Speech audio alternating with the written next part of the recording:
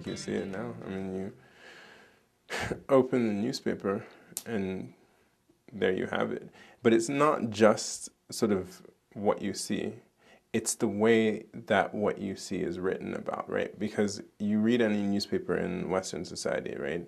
And you have this phenomenon where Africans are labeled as backwards, incompetent, corrupt, and just generally violent. And that is entirely, I mean, like, if you read certain newspapers, if you read newspapers now, and you go back and you read newspapers from like the 1800s, or you read accounts from the 1800s, not too much variation, you know, and you'd wonder whether or not things had changed at all in the way that people perceive Africa and Africans. And that's all the legacy of colonialism, in the way that this continent and these countries and these people are spoken about. I think it's terrible. Second, I think what you have is a lack of acknowledgement that certain countries were responsible for the state of this place, you know?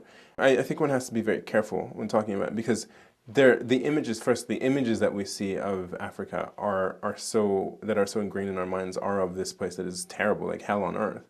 And that doesn't acknowledge the positive things, the many, many, many positive things that people are doing, which if you spend time in any one of these places, you'll see how people are really innovating, how people are putting things together. I mean, there's a story of this, I think he's 18 or 19-year-old guy in Malawi who, you know, he didn't have electricity in his village, right? And he decided that, well, shoot, you know what I'm going to do? I'm going to find out how to bring electricity here. So he went, studied some books about how to make a wind turbine, and from scrap metal and bicycle parts came home and made a wind turbine. Now, is that somebody who is incompetent, uneducated? No, that's somebody who has a desire to live and a desire to improve, and people don't focus on that.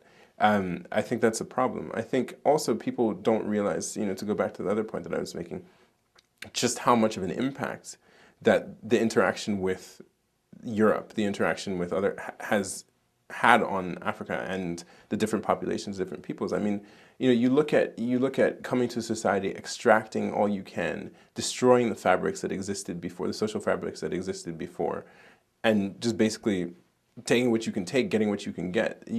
People don't talk about the amount of destruction in terms of human lives that happened, whether it's through slavery or through, for example, what Belgium was doing in the Congo.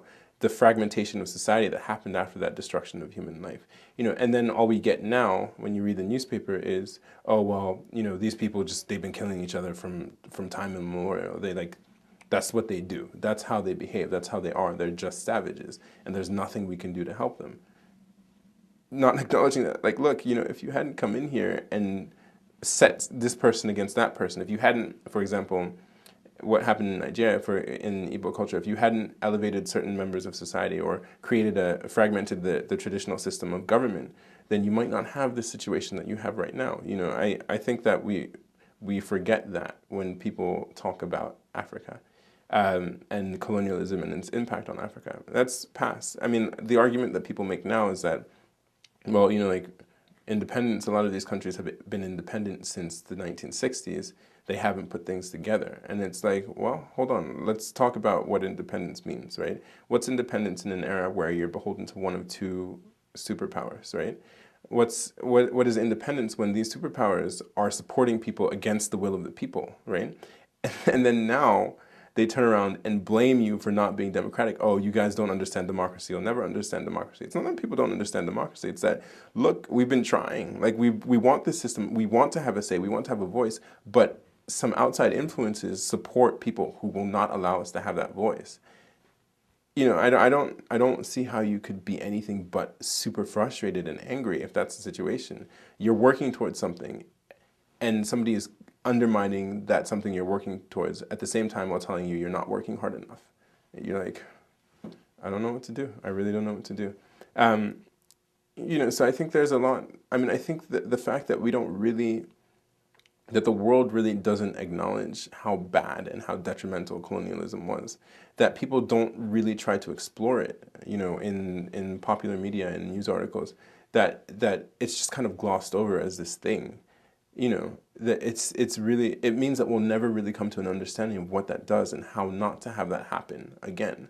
You know, it will mean that people will accept that that's the way that it goes, when it really doesn't have to be that way, you know.